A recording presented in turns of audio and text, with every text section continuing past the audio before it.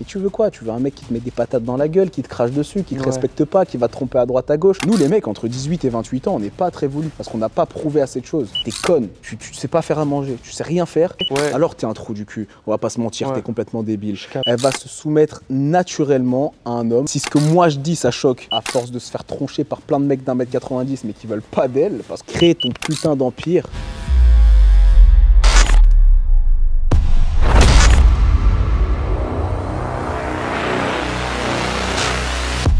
Soutien si tu veux, si t'adhères pas, tranquille. Laisse-les tranquille. Mais voilà, fais ton truc à toi. Tu sais pas ce qu'ils ont dans la tête. Tu sais pas ce qu'ils sont capables de faire. Tu sais pas quelle est leur vision. Tu sais pas quel est leur plan. Peut-être que là aujourd'hui, ok, le mec il fait pitié, tu vois. Qui te dit que dans 6 mois il va pas revenir, il va choquer tout le monde. T'en sais rien. Juste laisse les gens tranquilles. Je sais pas, ouais, c'est ça, c'est ça.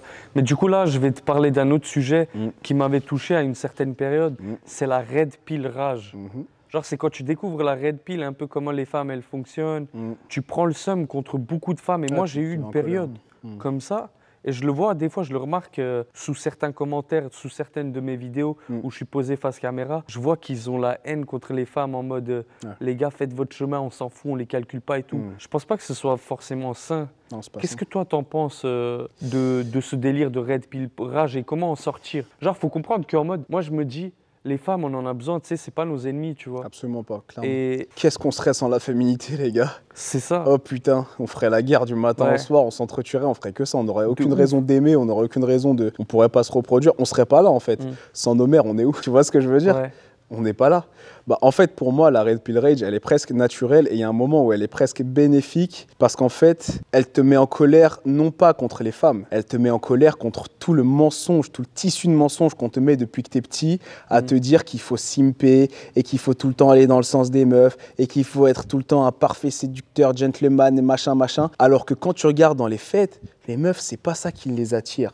Donc quand t'as été le gentil garçon pendant trop longtemps et que la meuf qui te fait triper, pour qui t'étais prêt à tout faire, elle te dit « je veux pas de toi parce que t'es trop gentil », tu te manges une première gifle dans les dents. T'attends quelques années après, il y a une deuxième meuf qui te dit « t'es trop gentil », tu te dis « attends, il faut quoi? Il faut que je devienne un putain de dealer, il faut que je devienne un putain de bad boy, ça se passe comment, tu vois ?» Mais en fait, on nous ment sur la nature féminine et même, et ça c'est fou, et il y en a encore plein qui seront en désaccord avec moi, mais au final, les meufs le savent, au fond d'elles, ce qu'elles pensent vouloir, c'est pas ce qu'elles veulent vraiment. Ce qu'elles disent qu'elles veulent, c'est pas ce qui les fait vraiment réagir et qui les attire pour de vrai. Pourquoi est-ce que tu vois une petite meuf mignonne de 16 piges sortir avec un trou du cul de 20 ans, qui a rien dans la tête, mais vu que le mec il a une voiture, vu qu'il a un peu plus de masse musculaire et de barbe qu'un autre, qui crache un peu plus la masculinité, qu'il a un peu plus confiance en lui, qu'il est capable de se battre, de la défendre et de l'emmener manger à droite à gauche, elle va aller avec lui, alors que t'as un gars de 16, 17 piges qui est à fond sur elle, mais qui lui la traite comme une reine, comme une princesse, etc. Et en fait, elle se dit, bah non, parce que voilà, des mecs qui me traitent comme ça, il y en a déjà plein, je vais pas avoir assez d'émotions avec lui, ça va être chiant, il est trop gentil, tu vois, il est trop doux, il est trop en accord avec moi. Mais tu veux quoi? Tu veux un mec qui te met des patates dans la gueule, qui te crache dessus, qui te respecte pas, qui va te tromper à droite à gauche. Malheureusement, en fait, la red pill rage, elle vient, surtout sur la nature féminine, mais pas que, sur la société en général,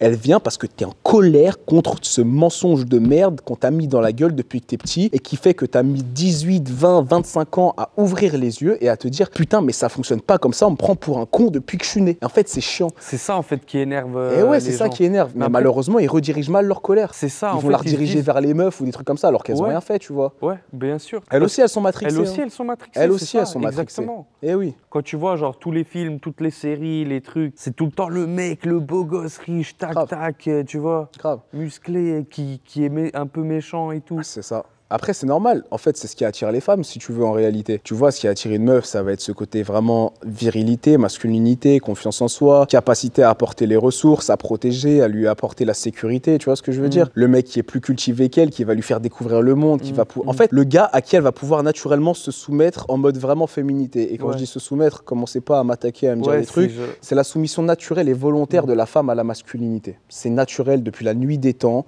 Une femme féminine, elle va se soumettre naturellement à un homme parce que justement elle sait qu'elle va le laisser guider la relation, elle va pouvoir être plus dans la passivité, dans la réception, dans le fait de nourrir, dans le fait de, tu vois, et le mec il va être plus dans le truc de conquérir, de protéger sa femme, de la guider, de lui apprendre les choses, de lui faire découvrir des choses sur la vie, etc. Et donc il y a ce rapport, comme je te disais tout à l'heure quand on était en train de manger, il y a cette polarité masculinité qui féminité, le yin et le yang, et qui viennent et qui naturellement vont faire et qui vont parfaitement merger ensemble, tu vois. Un mec qui est trop dans la passivité, trop dans l'émotion, trop dans la douceur, trop dans la gentillesse, c'est un peu féminin. C'est des traits féminins. Donc en fait, on a un extrême féminin versus un autre extrême féminin. Ça marche pas. Même les meufs entre elles, elles se supportent pas la plupart du temps. Tu vois ce que je veux dire? Bien sûr. Et tu sais ce qui est un peu... par exemple, tu as des mecs qui vont découvrir la red pill, ils vont commencer à devenir genre l'inverse de ce qu'ils sont vraiment. Donc eux, en réalité, c'est des mecs gentils, c'est des mecs sympas. Ils vont essayer d'être méchants, ils vont essayer d'être en mode un peu faire entre guillemets le bâtard, tu vois. Et ils vont voir que ça marche mieux qu'avant. Ils vont se perdre, tu vois, dans cette histoire, tu vois. Moi, tu vois, ce qui m'est arrivé personnellement, c'est que j'étais le mec très, très, très gentil. Justement au point d'être trop gentil, au point de tomber dans le côté simp, vraiment. Et c'est pour ça que ça m'a tenu à cœur de faire cette chaîne YouTube et de passer le message que je passe actuellement. J'ai été avec des meufs qui n'avaient aucun respect pour qui j'étais, qui me maltraitaient littéralement, psychologiquement, voire physiquement. Pourtant, moi, je les traitais toujours avec respect parce qu'on m'a toujours dit sois gentil avec les femmes, machin, etc. etc. Tu vois. En plus, tu as grandi avec les femmes. Exactement. Du coup, elles te respectaient. Tu les respectais trop presque. Il y avait des meufs qui ne me méritaient absolument pas, qui ne méritaient pas mes attentions, mes douceurs, tout ce que tu veux. Et pourtant, j'étais comme ça avec elles parce que c'est ce qu'on m'a inculqué. Et en fait, un jour, je sais pas, tu vois, je commence à me rebeller un peu et je vois que finalement, c'est là qu'elle me court un peu plus après. Et je me dis, ok, d'accord, j'étais trop dans la passivité, j'étais trop dans le côté féminin. En fait, tu vois, quand t'es petit et que tu grandis avec des femmes, tu vois, quand t'es petit, tu veux plaire aux adultes en général. Tu veux être validé par les adultes. Sauf que quand pour être validé par des femmes, bah, tu as presque des comportements pas nécessairement féminins, mais en tout cas, un peu plus. Tu vois. Alors que pour plaire à ton père, pour que ton père te valide, là tu fais le mec, tu vois, devant ton père tu pleures pas, tu vois, devant ton père tu te confies pas. Ça va mon fils, ouais ça va, alors que t'as mal, mais tu dis rien. Ta mère, maman, tu vois ce que je veux dire? T'as pas du tout les mêmes comportements quand t'es gosse avec l'un et l'autre. Donc après, forcément, si t'as été éduqué comme ça va se retranscrire dans tes liens avec les gens. Les meufs, j'ai compris après que la plupart des mecs qui ont justement switché du côté Red Pill Rage, c'est des gars qui de base étaient beaucoup trop bons avec les femmes, beaucoup trop bons, qui ont eu le cœur brisé une fois, deux fois, et qui se sont dit F1, c'est bon, ça me casse les couilles. Moi je suis là, je fais tout ce que je peux, je lui donne tout ce que j'ai, je fais tout, et le fils de pute d'à côté qui a rien de plus que moi, qui est 1000 fois plus con que moi, etc., il arrive à la pécho. Comment ça se fait? C'est pas normal. Et en fait, tu te fais manquer de respect par une meuf à qui toi t'as donné tout le respect de l'univers, forcément au bout d'un moment ça te fait péter les plombs. Le problème c'est que vu que t'es immature émotionnellement, tu vas en vouloir à toutes les femmes de l'univers. Même qui t'ont rien demandé. Même celles qui t'ont rien demandé. C'est ça le problème. C'est ça qui est, tu vois ce que je veux dire? C'est ça le problème. Et elles se sentent presque légitimes, je parle des mauvaises meufs, elles se sentent presque légitimes de rester avec toi et de te traiter comme une merde. Mais moi ce que je dis encore une fois c'est ça, c'est ce problème. Nous les mecs, on nous a pas inculqué le fait d'avoir des standards et d'avoir des limites et dire c'est pas parce que t'es une meuf que je vais te laisser faire ce que tu veux. Et que tu vas pouvoir me parler comme tu veux. En fait, je dis tout le temps que mes ex, c'était des meufs, je vais utiliser le terme toxique parce qu'il est grave trendy aujourd'hui, mais mes ex, c'était des meufs très toxiques, très mauvaises au fond. Mais moi, j'étais le mongol qui acceptait ça. Moi, j'étais aussi en pouvoir de dire stop, j'arrête. Mais non, parce qu'il y avait aussi ce côté chevalier qui voulait sauver la demoiselle en détresse.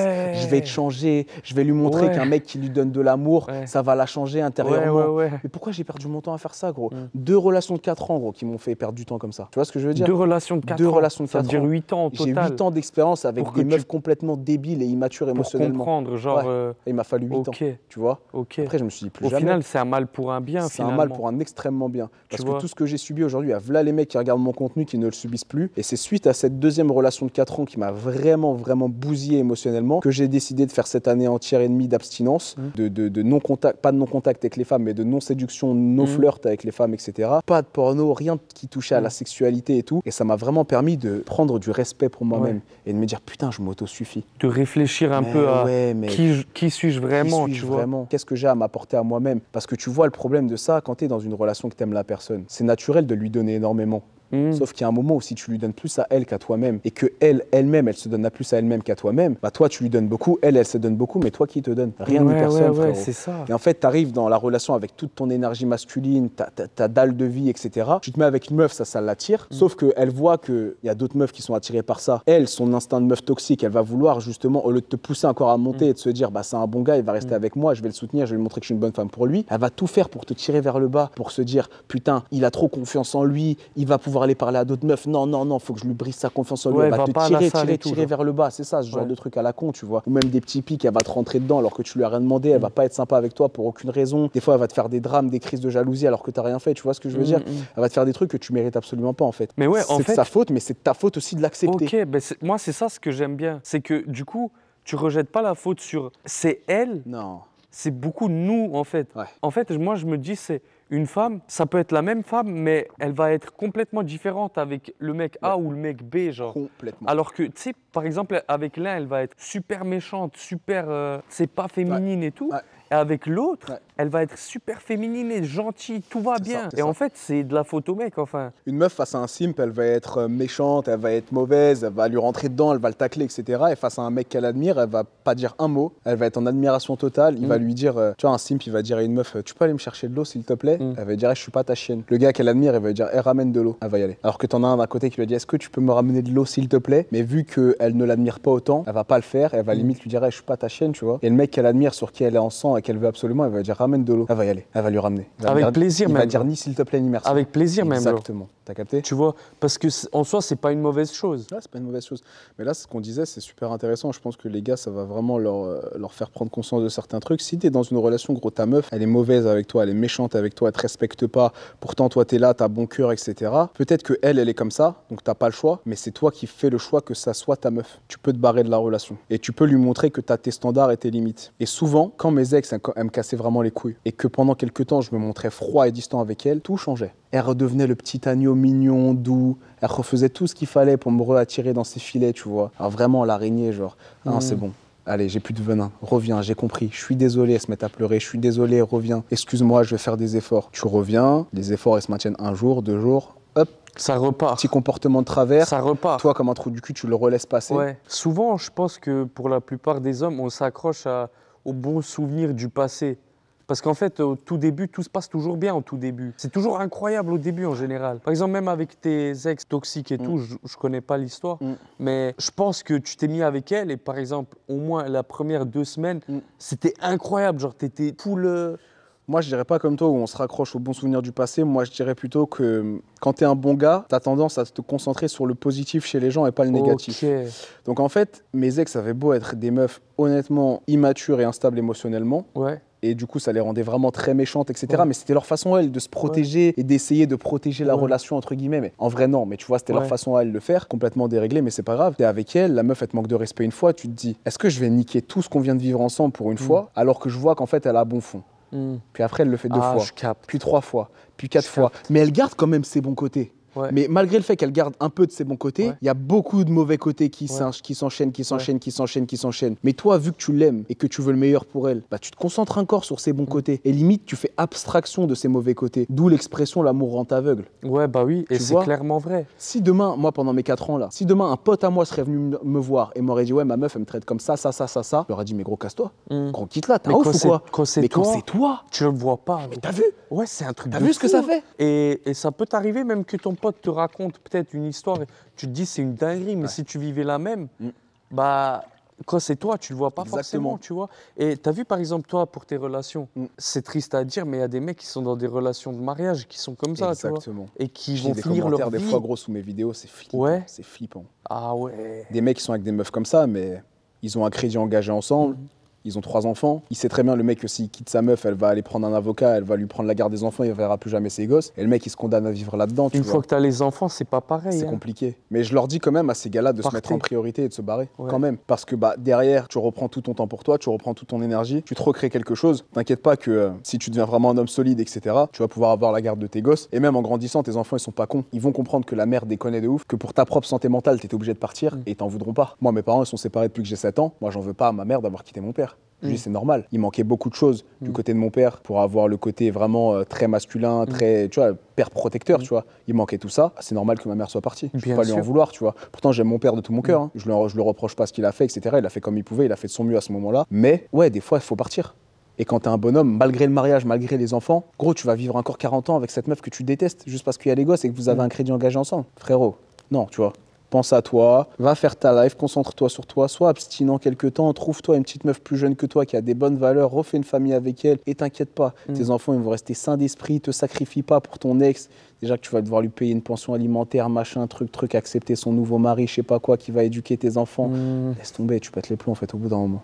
Ah ouais. Donc non, faut que nous aussi, les hommes, on ait nos standards et nos limites. Tu sais, une meuf, elle est capable de pas t'adresser la parole juste parce que tu fais 1 centimètre de pas assez pour elle. Genre, elle veut un mec d'1m80, tu fais 1m78, elle va même pas te parler, tu vois. Elles ont des standards qui sont surdimensionnés. Tu penses que ça... Disproportionnés, pardon. Tu penses que ça joue vraiment?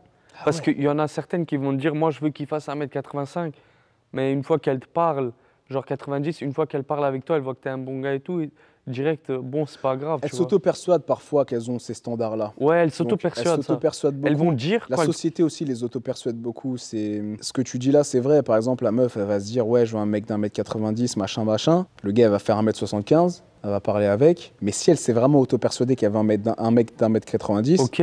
Elle n'a pas donné l'heure, frérot. Ça veut dire qu'il y en a des comme ça, vraiment en mode elle s'arrête à la taille. Il y en a vraiment des comme ça. Mais est-ce que ça veut dire que c'est des bonnes meufs? Absolument pas. C'est des meufs qui vont rejeter plein de bons gars parce qu'ils sont trop petits et qui un jour, à force de se faire troncher par plein de mecs d'1m90 mais qui veulent pas d'elle parce qu'en fait elle les mérite pas, un jour elle va se retrouver à 30 berges, à vouloir des gosses, solo, et elle va se dire pourquoi j'ai rejeté tous ces mecs d'1m75 alors qu'eux ils étaient bons avec moi.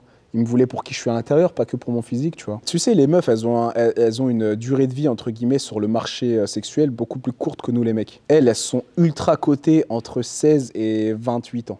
Elles ont 10 ans de prime total. Elles sont vraiment belles, vraiment jeunes, féminines, etc., tu vois. Et à partir de 30 ans, c'est ce qu'on appelle le mur. Elles se prennent le mur dans la gueule, et à partir de là, c'est la dégringolade. Nous, les mecs, entre 18 et 28 ans, on n'est pas très voulu, parce qu'on n'a pas prouvé assez de choses. Comme il le dit Chris Rock, il n'y a que les femmes, les enfants et les animaux qui sont aimés inconditionnellement. Nous, les hommes, il faut qu'on se prouve. À 28 ans, en général, le mec moyen, il n'a pas fait grand-chose. C'est plus arrivé vers 30, tu le disais toi-même tout à l'heure, à 30 ans, tu es dans ton prime. C'est ce que tu disais tout à l'heure. 33 ans, c'est le prime. Et donc, en fait, nous, justement, là où les meufs vont toutes nous vouloir, c'est entre nos 30 et nos 40 et quelques piges. À 35 ans, en tant que mec qui a réussi, il y a des meufs de 18 ans qui vont te vouloir. Tu vois, il y aura aussi des meufs de 20, 25, 30. Exactement. Genre la catégorie, elle est large. C'est ça. Et pour un mec qui charbonne, arriver à 35, t'as pas beaucoup de compétition parce que les autres mecs de 35 qui n'ont pas charbonné, eh ben, ils sont hors du marché parce que eux, du coup, c'est fini pour eux, entre guillemets. Ils ont pas bâti ce qu'il fallait pour arriver justement à être à 35 ans, tomber dans l'abondance et avoir ce lifestyle qui te permet d'avoir quasiment la femme que tu veux. Je trouve ça puissant de ouf. C'est justement pour ça que c'est super dangereux, les trucs à la film de cul, etc. C'est parce qu'en fait, nous les mecs, c'est vraiment ça, on charbonne les premières années et on est récompensé beaucoup plus tard. Les meufs, elles ont quasiment pas à charbonner, elles sont récompensées direct. Je peux te prendre plein d'exemples, gros. Tu veux rentrer en boîte de nuit, t'es une bande de 3 potes, 3 mecs. Vous faites recal. Ouais, non, c'est que les habitués et que les gens sur liste. T'as 3 meufs qui arrivent. Allez-y les filles, bonsoir, c'est la première fois que vous venez, allez-y, rentrez. Tu vois ce que je veux dire? Il y a des petits trucs comme ça. Demain, il y a 2 mecs en train de se taper dans la rue, la plupart des gens ne vont pas essayer de rentrer et de séparer. S'il y a 2 meufs qui se tapent, on va aller rentrer séparer directement. Après ça, je pense, moi perso, je trouve ça un peu normal, tu vois. En fait, c'est normal, mais justement, c'est que, en fait, c'est normal, oui et non. Ça dépend de quel point de vue on se place. Mais tout ça pour te dire juste que la vie d'une meuf, au départ, elle est beaucoup plus simple. Si demain, tu as 25 ans, en gros, et que tu es juste belle, tu es conne, tu sais pas faire à manger, tu sais rien faire, tu vas t'en sortir. Tu vas quand même t'en sortir. Ouais, alors que si tu es un mec dans la même situation, peu importe tu t'en sortiras pas. Peu importe l'âge, c'est ça. Ouais, c'est vrai que vu comme ça, ouais, c'est une dinguerie. Genre, c'est en mode, c'est plausible que tu sois juste belle et que tu t'en sortes quand même dans ta vie, genre. Et à l'inverse, tu peux être la meuf la plus intelligente du monde, la plus cultivée. Tu fais mieux à manger qu'aucune autre femme du monde. Tu baises mieux que n'importe quelle autre femme du monde. T'es plus intéressante dans ta conversation. Si t'es moche, quasiment aucun mec ne voudra de toi. C'est triste, non? C'est juste pour te montrer à quel point... Est-ce que c'est dans notre instinct, genre? Bien sûr que c'est un peu beaucoup même dans notre instinct. Parce que du coup, les femmes, elles recherchent depuis la nuit des temps, tu vois, la sécurité, qui c'est qui va pouvoir bien prendre soin de mes enfants, qui c'est qui a l'air fort et tout. C'est pas obligé d'être le plus beau garçon, forcément. À l'époque, la force et le côté dangereux prévalaient beaucoup plus que la beauté.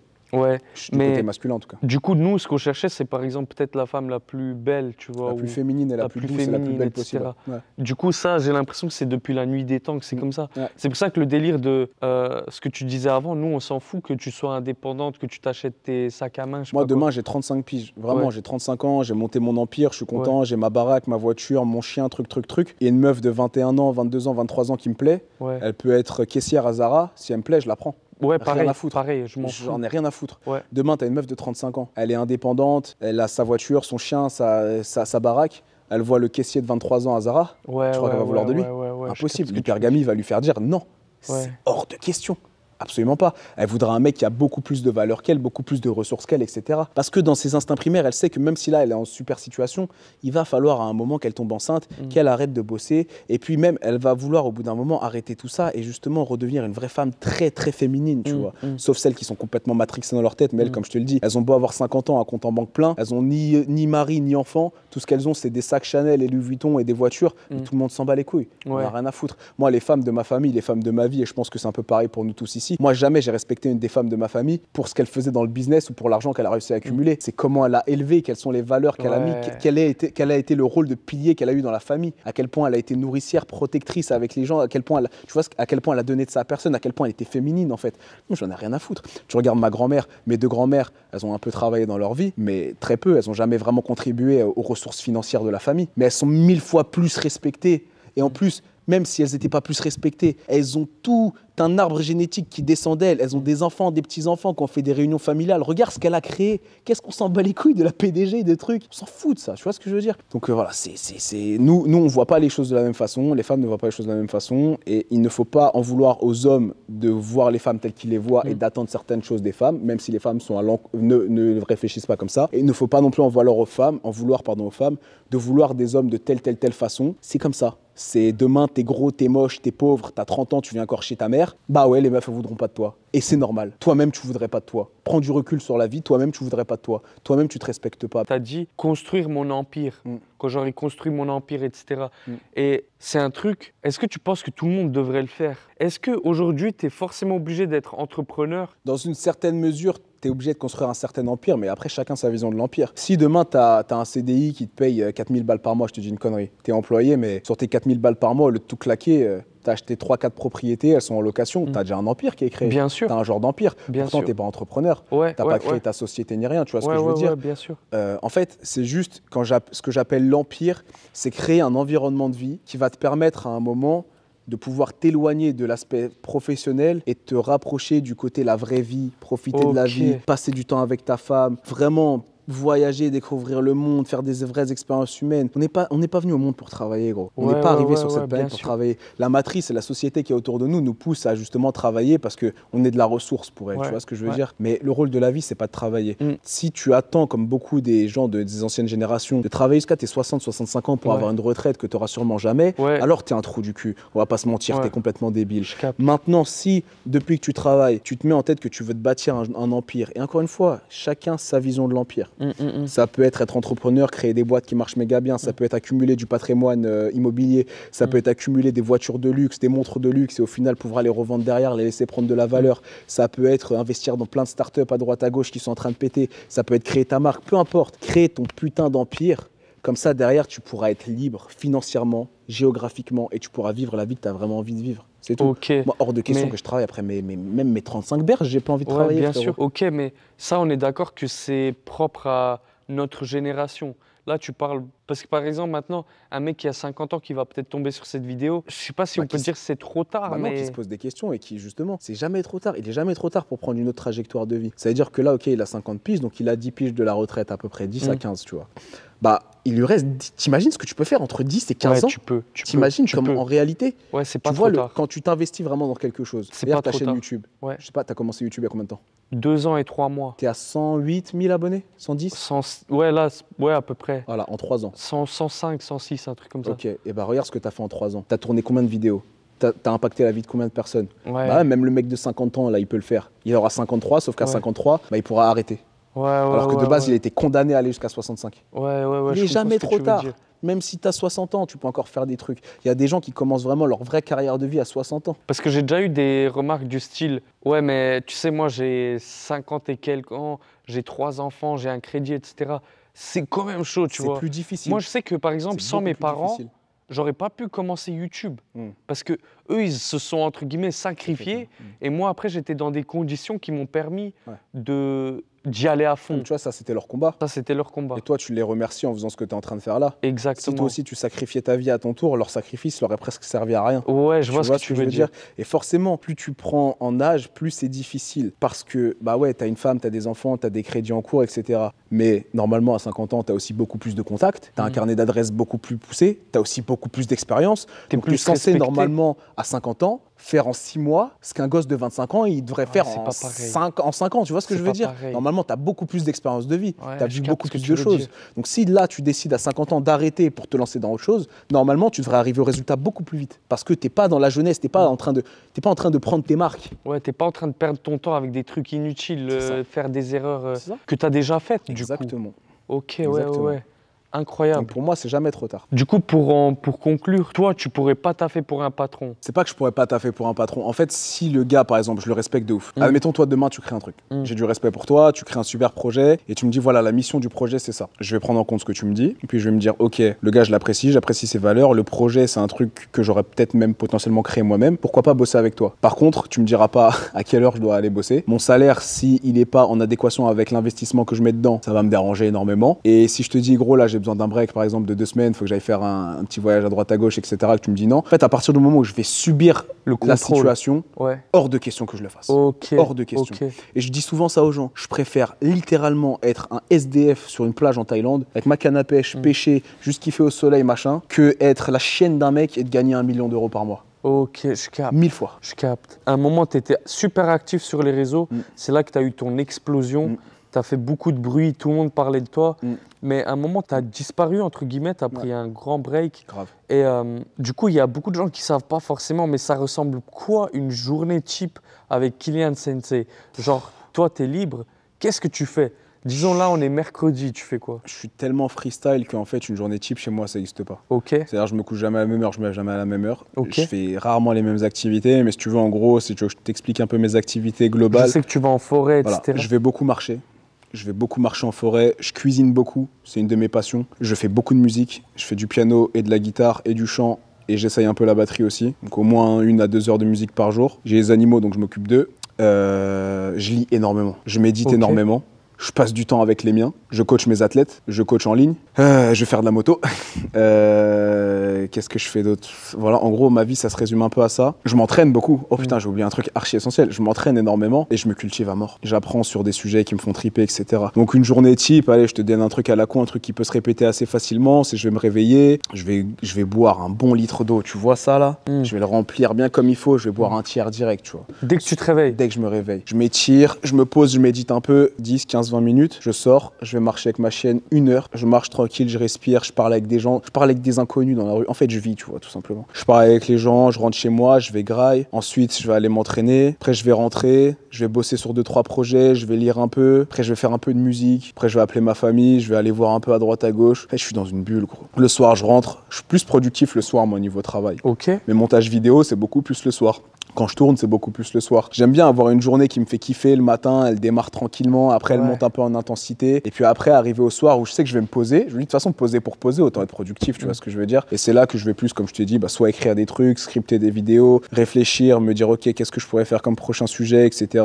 Passer des coups de téléphone. Moi, en général, tu m'appelles avant 14-15 heures, je te réponds pas. Ok. Je te réponds pas, gros. Okay. Laisse-moi kiffer ma matinée, laisse-moi kiffer mon début de journée, je suis pas à toi, tu vois ce que je veux dire. T'es pas beaucoup sur le téléphone, du coup? Je sais même pas où est-ce qu'il est. Ok. Le tien, il est là, et ça, je trouve ça intéressant de ouf parce que tu me l'as dit en off, mais je trouvais ça super intéressant. Tu as dit, si je poste un truc, je poste du contenu, mais je vais pas consommer du contenu c'est ça. forcément. Ce que je te disais, c'est que j'utilise les réseaux pour produire et pas pour consommer, vraiment. Et je me mets pas de deadline sur mes publications de vidéos. En fait, je publie quand j'ai envie. Il faut que ce soit authentique. Quand je vais tourner la vidéo et qu'il y aura vraiment l'envie de partager, ça va se voir. Si je tourne une vidéo parce que j'ai dit une le lundi, une le jeudi, une le vendredi et que j'ai pas envie de faire celle du lundi et que je la fais, ça va se voir que j'ai pas envie de la faire. Et vu que j'ai pas envie de la faire, je vais pas la faire, c'est tout. C'est puissant. Ben ouais, je vis pas pour tout ce qui est extérieur, je vis pour ce qui est intérieur. Si intérieurement, il y a quelque chose que j'ai pas envie de faire mais que je dois le faire parce que c'est vraiment nécessaire, je vais le faire. Mais si c'est pas une obligation vitale et que j'ai pas envie, je préfère le décaler dans le temps et le faire à un moment où tout mon être me dit fais-le. Ouais. Parce que là, je vais être investi dedans, je vais mettre là l'énergie dedans. De toute façon, ils le ressentent, hein. Direct. Tu vois. Et moi, j'en ai fait l'expérience. À un moment, j'ai dit, c'était le mois de décembre, j'ai dit je vais faire une vidéo par jour. Tu te rends compte quand même du taf que c'est. Et je me suis rendu compte qu'au bout de la 7e, 8e vidéo, j'avais plus envie. Je sortais des vidéos pour sortir des vidéos. Et là, je me suis dit, je fais quoi? Là, j'ai annoncé que je vais faire 30 jours, mais j'ai pas envie. J'avais peur que qu'on sente que je me force. Du coup, je me suis dit, c'est pas grave, j'arrête. Moi, j'ai fait une vidéo par jour. Une vidéo par jour pendant 90 jours. Et parce que j'avais envie de le faire. T'avais envie, t'étais dans le truc. C'était trop bien. Okay. C'est pour ça qu'après, j'ai pris une pause de fou. Okay. C'est parce qu'en fait, j'ai tellement produit, j'ai tellement donné de moi aux autres. Hein, je me suis dit, mais t'appartiens pas aux autres, tu vois. Fais ton truc aussi pour toi. Ça me manquait d'aller passer 3 heures dans la forêt à méditer. Ça me manquait de partir avec mon hamac et de l'attacher à un arbre et de me mettre dans un arbre pendant 4-5 heures et lire mon livre, tu vois, et finir mon livre d'une traite. Ça me manquait de faire mes trucs. Faire ça, là. Fais, mec. 10 balles à Décathlon à un hamac, mec. Tu prends un hamac, tu l'attaches sur des arbres. Tu vas dans la forêt, tu attaches à des arbres. En tout cas, mec, moi, en dehors de la vidéo, j'ai vraiment apprécié la conversation, l'échange. Tu vois, j'espère qu'ils vont le ressentir aussi. Ouais, là, c'était vraiment l'idée de poser et qu'ils parlent comme s'ils sont avec nous, tu captes. Exactement. Et je trouve que c'était puissant de ouf. On est bien là. De ouf. Et ce que j'aime bien avec toi, c'est que tu dis les choses vraiment comment tu les penses, tu vois. Tu te censures pas pour YouTube et tout. YouTube, il nous pousse vraiment à nous censurer, tu vois. C'est flippant. Tu dis un truc, ta chaîne, elle peut sauter et c'est un peu chaud. Toi, t'en as rien à foutre. Rien à foutre. Rien à foutre. Même ta chaîne, elle saute. C'est qu'en étant moi-même, malheureusement, j'aurais franchi des limites qui... En plus, ça exposera un peu la société. Si ce que moi je dis, ça choque, alors que dans le mainstream, on te dit soyez LGBT, soyez non-binaire, arrêtez de manger de la viande, c'est mauvais pour vous, je sais pas quoi, vous êtes les responsables de la crise énergétique. Si moi je saute, ça va juste montrer le vrai visage de notre société, frérot, c'est tout. Je suis juste en train de dire soyons des hommes et des femmes traditionnels, respectons-nous pour qui on est, soyons complémentaires l'un et l'autre, arrêtons de nous juger, arrêtons de nous tirer des balles dans les jambes entre nous, tu vois ce que je veux dire. Si moi je saute, je saute, c'est pas grave, je vais pas mourir pour autant. Comme je t'ai dit, j'irai sur ma plage en Thaïlande, dans ma petite bicoque et... Voilà, je kifferai ma vie, quoi. Incroyable. Tranquille. Envoyez un max de love dans les commentaires. Dites-nous ce que vous pensez. Vous avez le droit aussi d'être ou ne pas être d'accord. Complètement. Abonnez-vous à la chaîne de Kylian aussi. C'était incroyable. Je pense que... Dites-nous si vous voulez nous revoir ensemble. Franchement, j'ai kiffé de fou. C'est clair, c'était long. Et voilà. Et sur ce, n'oubliez pas, Jungle Squad.